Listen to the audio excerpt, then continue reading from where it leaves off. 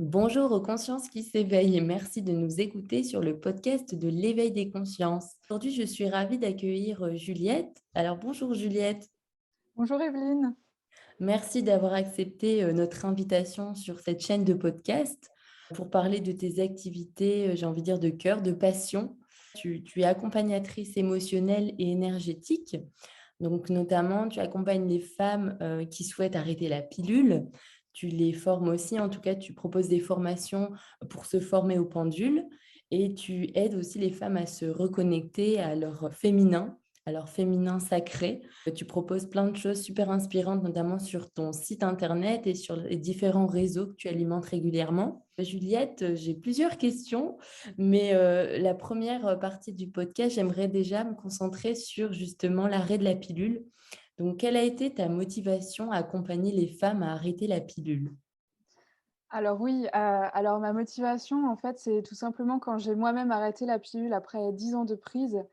Je me suis rendu compte, en me renseignant, juste avant d'arrêter, je me suis vraiment renseignée sur plein de sites, j'ai lu des bouquins et cetera, parce que je ne me sentais pas d'arrêter brutalement. Donc je précise vraiment que mon accompagnement d'arrêt de la pilule, c'est un accompagnement sur de la durée, c'est un accompagnement, par sevrage, donc en espaçant la prise des comprimés.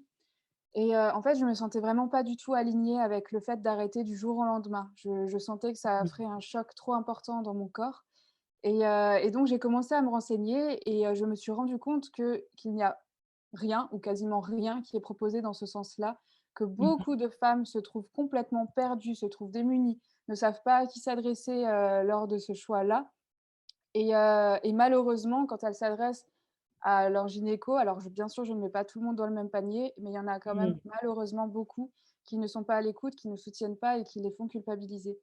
Et donc voilà, c'est vraiment en arrêtant moi la pilule que je me suis dit: «J'ai les outils pour créer quelque chose, donc je vais tester sur moi avant de proposer quelque chose». Et en fait, sur moi, ça a tellement bien fonctionné que je me suis dit: «Bon, bah, si ça Mmh. fonctionne sur moi, peut-être que ça peut aider d'autres personnes», et c'est vraiment comme ça que je me suis lancée et que j'ai créé cet accompagnement. Donc vraiment, tu as ressenti finalement les bienfaits et qu'est-ce que ça t'avait apporté pour pouvoir, aider les autres? Ah oui, oui, complètement. Est-ce que tu as vu aussi une augmentation des demandes? Alors, je ne sais pas vraiment si j'ai vu une augmentation des demandes, mais en tout cas, bah, je fais beaucoup plus attention maintenant que je suis dans ce domaine-là. Mmh. Bah, je fais beaucoup plus attention à toutes ces femmes qui demandent de l'aide. Donc je ne sais pas si j'ai vu une augmentation, mais en tout cas, je D'accord. vois que c'est un sujet qui est de plus en plus présent. Je vois qu'il y a beaucoup plus de questionnements par rapport à ça et qu'il y Mmh. a de plus en plus de femmes qui ne se sentent pas, OK d'arrêter, brutalement et qui ont besoin d'un accompagnement, qui ont besoin d'être suivies, d'être Mmh. soutenues, voilà, qui vont vraiment besoin d'être accompagnées dans ce cheminement qui est pas du tout anodin, c'est pas quelque chose de voilà, c'est pas on arrête et puis, du jour au Ouais. lendemain, tout redevient comme avant, loin de là, quoi. D'accord, et est-ce que tu peux nous expliquer, ben, forcément les bienfaits d'arrêter la pilule? Oui, alors, bon, déjà, il y a le retour des cycles naturels, des cycles Mmh mh. menstruels naturels. Donc ça, c'est un gros chamboulement pour le corps, hein, puisque sous pilule, Mmh. c'est des cycles, artificiels. Heu, D'accord. donc c'est vraiment, c'est l'arrêt des comprimés pendant les 7 jours, pour les pilules, qui ont une pause de 7 jours, qui déclenchent des règles, artificielles. Donc c'est juste des saignements de privation et c'est vrai qu'en arrêtant la pilule, ben, on retrouve des cycles naturels, donc avec aussi avec les 4 phases, du cycle menstruel dans le mois, Mmh mh. hem, avec l'ovulation, avec voilà et avec toutes les émotions qui viennent s'ajouter Mmh. là-dedans et Ouais, bien et sûr. tout ce que ça implique. Oui. Donc déjà, c'est voilà, c'est ce retour des cycles naturels qui va permettre aussi qui va nous permettre en tant que femmes de vraiment se reconnecter avec notre, féminin, avec qui D'accord. on est, en tant que femme, avec notre corps de femme, avec son Mmh. fonctionnement. Donc ça, c'est déjà, quelque chose de très important et puis ensuite, ta question, c'était les bienfaits, hein, sur Oui, la c'est ça, voilà. les bienfaits. Mmh Les mh. bienfaits, oui, donc ensuite, ben, on va avoir un retour, de la libido parce que ça, c'est, Ah ouais. un gros effet secondaire, lors de la prise, de la pilule. C'est souvent la libido Oh. complètement en berne. Ça, c'est quand même quelque chose de très appréciable quand ça revient. Oui, tu m'étonnes. Non, c'est sûr que bon, ça fait partie aussi de l'expérience humaine.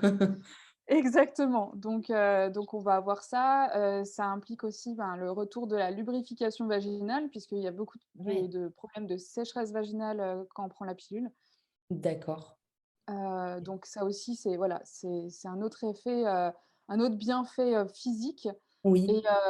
et puis après, il va y avoir tout ce qui est vraiment au niveau autre bienfait au niveau interne, ça va être, ben, le foie et tous les autres organes émonctoires qui vont se détoxifier, qui vont, petit à petit, voilà, reprendre leurs fonctions et puis, Mmh. se libérer de toutes les hormones de synthèse qu'ils ont stockées, au fil des années, quoi. C'est impressionnant quand même et puis, c'est vrai que j'entendais souvent, qu'il y avait des femmes, qui n'osaient pas justement arrêter cette pilule, tu sais? Parce qu'elles avaient peur d'avoir de l'acné ou ce genre de choses et où je trouvais ça quand même incroyable ou par exemple la prise de poids et cetera. Est-ce que tu peux nous en parler? Oui, alors, bah, l'acné, c'est quelque chose qui est très, très, très fréquent quand on arrête la pilule de façon brutale. Donc c'est vraiment pour ça aussi que je propose Mmh. uniquement un arrêt par sevrage. Parce que D'accord. l'arrêt par sevrage va permettre vraiment que le corps, que les organes, tranquillement, se remettent à communiquer entre eux. Si on arrête brutalement, c'est comme si on remet une machine en marche qui n'a pas fonctionné, qui est toute rouillée, qui n'a pas fonctionné pendant des années et Ouais. qu'on lui dit: «Bah, vas-y, refonctionne». Bah, il y aura des petits couacs. Ouais. Et en fait, l'acné, c'est ça, le corps a emmagasiné tellement de toxines, tout ce qui est hormones de synthèse et cetera, D'accord. que, ben, quand on arrête, il veut se libérer de tout ça et en plus, il doit refonctionner de façon naturelle, donc ça fait beaucoup et la peau étant un organe émonctoire, les toxines vont avoir tendance à sortir par la peau, donc ça va créer de l'acné et il y a D'accord. beaucoup de cas, voilà, d'acné, extrême à l'arrêt de la pilule. Donc voilà. Donc à ce niveau-là, c'est pour vraiment comme je me répète, mais c'est pour ça que je conseille vraiment, vraiment le sevrage, pour Mmh. éviter justement ce genre d'effet secondaire-là. D'accord, ouais. C'est intéressant. Est-ce que aussi, parce que là, on parle, bien sûr de tout ce qui est les bienfaits physiques, mais est-ce qu'au-delà de tout ça, tu as tous les bienfaits émotionnels, psychologiques qui viennent? Est-ce que tu peux nous en parler de ces bienfaits qui pourtant sont pas forcément, exprimés, on va dire, au grand public? Oui, ah oui, oui, complètement. Alors, il y a des bienfaits, alors là, on va être dans du plus subtil, hein, et puis ça va être, ça dépend aussi de chaque femme, mais il y a des choses qui reviennent quand même, très régulièrement. Ça va être, ben, vraiment une sensation d'être beaucoup plus connecté avec soi-même, avec ses Mmh. émotions. Il y a vraiment quelque chose au niveau émotionnel qui se passe, vraiment comme un nouveau monde qui s'ouvre, c'est, une redécouverte des émotions, de soi, voilà, de ce qui nous fait vraiment du bien. Il y a quelque chose de comme si on retrouvait notre sensibilité, en fait. Heu, D'accord, donc ça, c'est assez chouette. ouais, Il y a aussi beaucoup plus de clarté au niveau des pensées. Donc ça aussi, c'est d'accord. quelque chose que moi-même j'ai observé sur moi et qu'on m'a rapporté aussi, enfin voilà, que les femmes que j'ai accompagnées m'ont rapporté. Et il y a autre chose qui est alors ça, c'est vraiment, vraiment plus subtil, mais pareil, Mmh. je l'ai ressenti et d'autres femmes m'ont rapporté la même chose. C'est une sensation d'un brouillard qui s'enlève, comme un voile, en fait. Comme si on était dans un voile, mais dont on ne se rendait pas compte et à l'arrêt de la pilule, c'est comme si ce voile s'enlevait de devant nos yeux. C'est très, Mmh. très particulier, mais c'est assez fou à vivre, quoi et c'est là aussi qu'on se rend compte que, OK, donc Mmh. pendant toutes ces années, on était dans un truc un peu, Ouais, on n'était pas vraiment là, enfin on était, mais on finalement on redevient complètement maître, de notre propre corps, enfin de notre vaisseau, j'ai envie de te dire, c'est vraiment ça. oui, complètement ça et puis il y a aussi, au niveau intuition, ça c'est Mmh. quelque chose aussi qui est très présent. Il y a vraiment l'intuition qui devient plus fine de nouveau. Il y a vraiment une reconnexion, à Mmh. l'âme en fait et voilà, pour parler plus spirituellement, Est-ce que tu aurais des anecdotes à nous raconter concernant les bienfaits visibles, sur des personnes que tu as accompagnées, des choses qui t'ont marqué ou des choses qui sont récurrentes? Alors, bah, oui, j'ai envie de parler d'une anecdote concernant l'acné justement, parce que l'acné, c'est vraiment quelque chose qui est récurrent et qui fait peur et beaucoup, Ouais. beaucoup de femmes, vraiment comme tu le disais avant, ont peur d'arrêter parce qu'elles ont peur d'avoir de l'acné ou de retrouver l'acné qu'elles avaient, adolescentes. Et j'ai accompagné une femme qui n'avait pas eu du tout d'acné pendant l'adolescence D'accord, Elle a pris la pilule pour d'autres raisons et au bout de quelques années, elle a commencé à avoir un petit peu d'acné. Bon, elle s'est pas trop alarmée. Elle a arrêté la pilule du jour au lendemain, vraiment, brutalement. Elle a fini sa plaquette, elle a pu recommencer une nouvelle et d'accord. là, c'était l'horreur, poussée d'acné, mais sur tout le visage, enfin quelque chose de Waouh! terrible, terrible, terrible et ce qui fait elle en a tellement souffert qu'elle a décidé de reprendre la pilule en se disant: «Bah, si je la reprends, ça va s'atténuer». Oui, c'est C'est, pas pour les voilà. bonnes raisons finalement. C'est pas pour les bonnes raisons. Elle voulait vraiment arrêter, mais elle a été presque contrainte de la reprendre parce que Mmh mh. son corps réagissait extrêmement mal à cet arrêt et c'est à peu près, donc elle l'a repris pendant à peu près 1 an et c'est, au bout d'à peu près 1 an qu'elle m'a contactée, D'accord. en m'expliquant sa situation, en me disant que voilà, elle veut absolument arrêter, ça lui correspond plus, il y a un projet bébé aussi, enfin voilà. Oui. Elle voulait vraiment arrêter, mais pas arrêter comme elle l'a fait la première fois. Donc elle cherchait d'autres solutions. Et donc, bah, je l'ai accompagnée. Dans l'accompagnement, on a identifié parce que je vais vraiment aussi, identifier l'origine de problématiques émotionnelles, Mmh. physiques, énergétiques dans l'accompagnement. C'est vraiment un accompagnement holistique et on a été voir, fouiller, chercher d'où Mmh. provient cette acné et en fait, on est remonté à sa conception. Heu D'accord. Waouh! voilà, donc je c'est il y a des choses confidentielles, donc je vais pas, trop m'élargir là-dessus, mais il y a quelque chose qu'elle n'a pas inconsciemment, hein, totalement inconsciemment, qu'elle n'a pas du Mmh. tout accepté par rapport à sa conception et donc au fait qu'elle existe et qu'elle, voilà. Donc il y a eu tout Ouais. un travail de libération, de nettoyage, émotionnel à ce niveau-là Mmh mh. et d'acceptation de sa présence ici sur Mmh. terre et en fait, D'accord. ben, son acné, a complètement disparu, maintenant elle a une peau, tout à fait belle, voilà, il y a plus d'acné, il y a plus rien, elle ne prend plus la pilule, enfin, tout s'est extrêmement bien passé et j'ai trouvé ça assez dingue parce que, Mmh. c'est vrai que D'accord. quand j'ai commencé avec elle, elle avait beaucoup d'acné encore, quoi. Ouais, donc finalement, on peut remonter assez loin même, dans notre propre histoire, donc il y aurait vraiment des comme tu dis, enfin, il y a des liens. Tout est imbriqué, que ce soit sur le plan émotionnel, des traumatismes et puis aussi, les effets que ça peut avoir, en tout cas sur le corps physique. Ah oui, oui, vraiment C'est tout fou. est lié, quoi. C'est vraiment fou. Alors Juliette, dans cette deuxième partie aussi, je voudrais, parler du pendule. Alors c'est vraiment, inconnu au bataillon. Alors j'ai essayé un petit peu avec, une médium. J'ai trouvé ça intéressant. Bon, pour la petite anecdote, je vais te la raconter, mais c'était une médium qui justement recherchait un local pour vendre ses produits, donc de bien-être et elle utilisait le pendule et elle avait, trouvé sur une carte en demandant avec son pendule: «Où est-ce que je pourrais trouver un local?» et en fait, le pendule s'est posé et effectivement, elle avait trouvé un super local, enfin, tout était, lié. Mais, pour ma part, je pratique pas. Est-ce que tu pourrais nous dire comment l'utilisation du pendule peut nous aider dans notre vie quotidienne. Oui, alors il y a énormément d'utilisation, donc je vais plus parler de ce qui me parle, enfin de ce qui D'accord. de comment moi j'utilise ou de comment sur quoi je forme mes élèves D'accord. aussi, à ça. Donc tout simplement déjà, ce qui est le plus répandu, ça va être la réponse à des questions, Oui, sur la vie courante. Alors ça peut être, voilà, est-ce que, on postule à un emploi, bah, on peut demander au pendule: «Est-ce que cet emploi est vraiment bon pour moi?» On peut demander d'accord. Mmh. à combien de pourcents aussi, on peut aller vraiment plus loin. À combien de Ah ouais, pourcents est-ce que cet emploi est bon pour moi? Ça va vraiment nous donner, une réponse plus précise. OK. Mmh. Voilà, ça peut être, sur le plan, amoureux, on peut demander: est-ce que je dois avouer mes sentiments? Est-ce que ce serait bien que j'avoue mes sentiments Mmh. à cette personne ou est-ce que c'est mieux que j'attende? Voilà, ça peut vraiment être des questions, comme ça, vraiment de guidance pour nous aider à prendre des décisions, à faire les bons choix.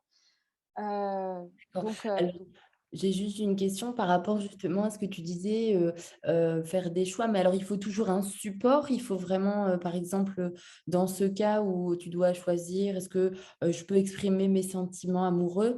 Est-ce qu'il faut des cartes? Faut quoi? Faut écrire des choses, alors pas forcément, si on n'a pas de support comme des cadrans ou des choses écrites, on peut simplement poser des questions fermées, donc avec réponse par oui ou par non. Dans ce cas, le D'accord. pendule va tourner soit dans un sens, sens des aiguilles d'une montre en général pour le oui, sens inverse pour le non, ça peut être différent selon les personnes. Mais voilà, donc il va nous répondre selon une convention qu'on aura fixée avec lui auparavant. Heu, Ah, donc dans un sens pour le oui, dans l'autre sens pour le non. Et donc ces questions fermées, voilà, on pourra avoir les réponses et on peut vraiment faire un système d'entonnoir en posant une question générale, on aura une réponse, d'accord.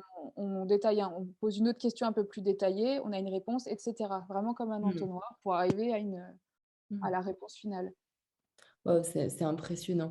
Donc toi, tu l'utilises, dans ton quotidien, Voilà, moi, je vais l'utiliser dans mon quotidien. Alors, c'est vrai que pour les questions, les réponses à des questions, maintenant, puisque j'ai vraiment l'habitude, je l'utilise moins. Le pendule, c'est vraiment une extension de l'âme. Donc, voilà, c'est une extension de l'intuition. C'est juste, c'est un messager, en fait, quelque part. C'est juste un outil. Donc maintenant, je suis beaucoup plus attentive aux réponses qui me viennent intuitivement. J'ai plus oui. forcément pour moi-même besoin d'utiliser le pendule. J'ai les réponses Mmh. voilà, comme ça. D'accord. Mais, après moi je vais beaucoup plus l'utiliser et c'est ce que j'enseigne aussi dans ma formation. Par exemple, bah, pour du bien-être ou même de la santé au quotidien, Mmh. et au naturel. Donc ça va être par exemple énergétiser l'eau, ce qui va nous Waouh. permettre d'augmenter notre taux vibratoire, donc notre taux énergétique. Mmh. D'accord. Donc ça peut être ça c'est quelque chose de très intéressant.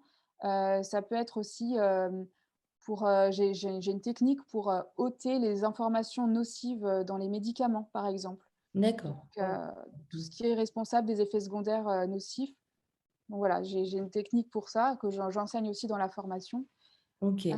voilà, on Et peut l'utiliser comme tu disais avec ton exemple, hein, pour trouver un lieu, pour trouver un objet aussi, ça peut être des mmh, recherches avec, comme support une carte. d'accord. Enfin, il y a vraiment beaucoup, beaucoup d'utilisation, hein. Et j'ai une question, par rapport, tu sais, au choix du pendule. Alors, est-ce que le pendule nous choisit ou est-ce que c'est nous qui choisissons le pendule ou est-ce que c'est les 2? Comment ça se passe? Alors pour moi, c'est nous qui choisissons le pendule. Le pendule n'est finalement qu'un objet. On le Oui. c'est nous qui le rendons magique, mais le pendule n'est rien d'autre qu'un objet. Donc le pendule n'a pas d'âme, ni de Ouais, conscience ou quoi que ce soit. OK. Donc voilà, c'est vraiment nous qui le choisissons. Mais effectivement, tous les pendules ne conviennent pas à tout le monde. Donc ça, c'est Mmh. vraiment voilà, il y a au niveau énergétique, chaque objet de toute façon a une énergie qui lui est propre. Heu OK. et ouais et nous, humains, on a chacun aussi une énergie qui nous est propre, donc il y a une histoire de connexion et c'est important de bien choisir son pendule. Mmh. Est-ce que les résultats viennent dès le départ ou est-ce que cela demande, de l'entraînement? Alors oui, ça demande de l'entraînement, tout simplement parce que c'est important d'apprendre les bons gestes. Il faut pas faire n'importe quoi. Alors c'est pas parce que c'est pas l'histoire que ce soit un pendule qu'il faut pas faire n'importe quoi, c'est parce qu'on joue avec enfin on joue, c'est un grand mot. On joue entre gros guillemets avec les énergies. À partir du moment où on utilise les énergies, il peut y avoir des conséquences, positives comme, néfastes, donc il faut Mmh. faire attention à ce qu'on fait.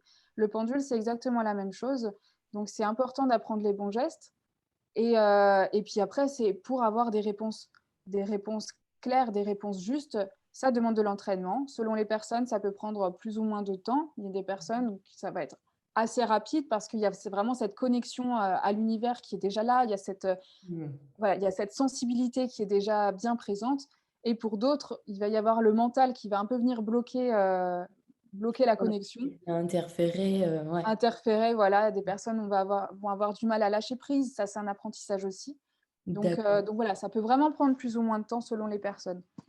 Mmh. Alors pour avoir des résultats, est-ce qu'il faut être, régulier ou alors est-ce que c'est une pratique, qui peut être ponctuelle? Comment est-ce qu'on devient, pas expert mais habitué au pendule? Alors oui, au début, lors de l'apprentissage, c'est vraiment important d'être assez régulier parce que sinon tout simplement on perd la connexion, Mmh bah, mh. c'est comme un peu pour tout, hein. Dès qu'on apprend Ouais, quelque chose, bah, il faut avoir une régularité, et puis faire des exercices. Alors ça peut paraître un petit peu, scolaire et un petit peu barbant au début, mmh mais mh. c'est très, très, très utile pour apprendre à lâcher prise et après D'accord. pouvoir arriver à avoir des réponses qui sont justes et qui sont précises. Donc Mmh. oui, au début, il faut quand même l'utiliser assez régulièrement. Alors est-ce que c'est à la portée de tout le monde? Alors ça, c'est une question qu'on me pose souvent, OK. parce que beaucoup de personnes se disent: «Ah mais c'est pas pour moi, j'y arriverai pas, je j'ai pas cette connexion, j'ai pas voilà, cette sensibilité» et si, c'est pour moi, c'est vraiment à la portée de tout le monde. Mmh. Alors c'est comme je disais avant, c'est juste qu'il y a des personnes qui vont avoir besoin de plus de temps pour lâcher prise. Quelqu'un qui va être très cartésien, même s'il aura cette ouverture-là, cette curiosité, peut avoir besoin de beaucoup plus de temps que quelqu'un qui est, dans Mmh. les énergies depuis, très longtemps et qui fait déjà d'autres choses à côté. Donc, D'accord. mais pour moi, c'est vraiment tout le monde. On a tous les capacités, on a tous les outils, la sensibilité pour pouvoir utiliser un pendule. D'accord, donc finalement, ça veut rien dire. Enfin, tout le monde peut pouvoir, l'utiliser. Ça, c'est C'est ça. rassurant quand même. À partir du moment où on en a vraiment envie, Mmh. oui, il y a aucun problème, il y a pas de raison, en fait, que quelqu'un ne puisse pas l'utiliser. Alors maintenant, dans cette, 3e partie du podcast, j'aimerais qu'on parle de ton accompagnement éclosion que tu as créé. Alors, est-ce que tu peux nous expliquer, peut-être l'origine de sa création, en quoi ça consiste? Oui, alors, l'origine, je t'avoue que je ne sais pas trop. C'est quelque chose qui m'est OK. venu, voilà, un peu un D'accord. matin ou une nuit, je sais plus, mais c'est vraiment quelque chose qui a popé comme ça et qui m'a paru une évidence. Mmh. Et puis j'ai eu ensuite des demandes, donc j'ai senti que c'était dans cette voie qu'il fallait que j'aille aussi. C'est un accompagnement qui consiste à aider, enfin alors là, c'est pour les hommes comme pour les femmes. C'est pas D'accord. uniquement réservé aux femmes pour cet accompagnement-là. Hem, c'est un accompagnement qui consiste à aller identifier l'origine de problématiques ou de blocages ou de blessures. Ça peut être des phobies, ça peut être des Mmh. problèmes relationnels, des schémas répétitifs, ça peut être, des problèmes de santé aussi qui ne sont pas expliqués ou qui ne sont pas, résolus par le système médical conventionnel. Mmh. Voilà, ça peut vraiment être, beaucoup, beaucoup de choses. Et donc, moi, je vais aller identifier l'origine de la problématique qui peut être soit un choc émotionnel, donc qui a comme origine de cette Mmh. vie-là jusqu'à la conception, en fait, ou, de la lignée, familiale Mmh. ou encore karmique, donc là, les vies antérieures. Oui. Donc, sachant qu'une même problématique peut avoir plusieurs origines. Mmh. Donc OK. voilà, donc moi je vais vraiment aller identifier d'où ça vient en reconstituant l'histoire, si c'est familial ou si c'est karmique, je peux vraiment aller reconstituer l'histoire, les dates, les événements voilà, ce qui a fait qu'il y a eu un choc et que ce choc a créé une émotion qui a créé un problème, à l'heure actuelle. Mmh. Une fois que tout ça est identifié, je vais aller avec la personne que j'accompagne, libérer, donc j'ai différents protocoles de libération énergétique et ou émotionnelle Mmh. et on va aller libérer, nettoyer ces mémoires-là que la personne traîne un peu comme des boulets. Heu, voilà, on va nettoyer tout ça et ensuite, une fois que ça c'est fait, la personne va pouvoir, reprendre, les rênes de sa vie, retrouver une Mmh. sérénité, un équilibre, émotionnel, un équilibre physique, un équilibre en fait, global.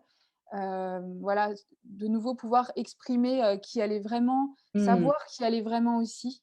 Donc ça, c'est aussi voilà, je vais aussi donner des exercices, des outils, des pistes de réflexion pour Mmh. vraiment que la personne se reconnecte à qui elle est vraiment, voilà, sans toutes ces mémoires, sans toutes ces, je sais pas, je trouve pas le mot, mais Bah, ça me fait penser aussi, à un podcast que j'avais eu avec, Myriam Brousse. Alors, c'est une octogénaire, qui parle justement des mémoires cellulaires et en fait, c'est un peu ce que tu dis, c'est vraiment, cette idée de bah, elle a recherché toute sa vie des mémoires cellulaires et oui, l'impact, de l'épigénétique finalement sur, ça. nos cellules, enfin sur la transmission comme tu disais héréditaire Mmh. et c'est assez intéressant parce qu'on se rend compte que la plupart du temps, on est complètement conditionné et régi par des choses qui sont extérieures à nous et des choses qui vivent en nous et qui se reproduisent. Mais oui, c'est vraiment ça, quoi, reprendre les rênes de son vaisseau, encore une fois. Est-ce que Voilà, tu as vraiment exactement. des personnes qui viennent avec, pareil, des problématiques qui sont récurrentes, peut-être, avec tout ce qui s'est passé, là, récemment? Avec tout ce qui s'est passé récemment, j'ai pas ressenti, vraiment clairement d'impact, à ce D'accord. niveau-là. Enfin, en tout cas, voilà, j'ai pas c'est pas des personnes qui sont venues vers moi les personnes ne sont pas venues pour ça. Ce qui va beaucoup, beaucoup revenir, Mmh. c'est tout ce qui est peur et angoisse. Ça, c'est vraiment, vraiment, je suis, enfin, vraiment, c'est le gros de mes consultations, c'est sur les peurs et les angoisses. Mmh. Ça, c'est beaucoup, beaucoup. Donc là, vraiment, ça, c'est un thème qui est hyper intéressant. Il y a toujours des origines. Alors, c'est pas toujours, évident à quand on trouve certaines choses, hein, c'est pas toujours évident. C'est aussi, faut aussi trouver la manière d'expliquer ça à la personne, que j'accompagne. Il y a des choses Oui, qui peuvent être difficiles à entendre. Mais c'est toujours très intéressant et c'est absolument impressionnant le avant-après l'accompagnement quand on travaille sur ça. d'accord. C'est vraiment fou. J'ai accompagné, ma première cliente, c'est vraiment elle qui m'a fait créer cet accompagnement finalement. C'est la première personne, qui m'a un Mmh. peu poussée là-dedans. Elle avait une phobie de la maladie. Donc, Mmh. elle désinfectait tout toutes les 2 secondes, c'était vraiment, voilà, hypocondriaque mais puissance 1000 et D'accord. ça l'a bouffée complètement. Vraiment, c'était terrible et on a travaillé, je l'ai accompagnée pendant pas mal de temps sur ça et ensuite sur d'autres choses et en fait, maintenant, ça fait un peu plus d'un an que c'est voilà, qu'on a commencé ou un an et demi. Maintenant, elle vit tout à fait normalement, elle a plus peur de ça, elle sait totalement gérer ses émotions, ses Mmh. peurs. Voilà, elle a de temps en temps des petits pics quand même qui reviennent, ça c'est totalement normal, mais elle sait les gérer, elle a les outils en sa possession pour gérer ça avec brio sans avoir besoin de moi, donc c'est Mmh. absolument génial et elle a de nouveau un quotidien tout à fait, équilibré et serein et plaisant, quoi.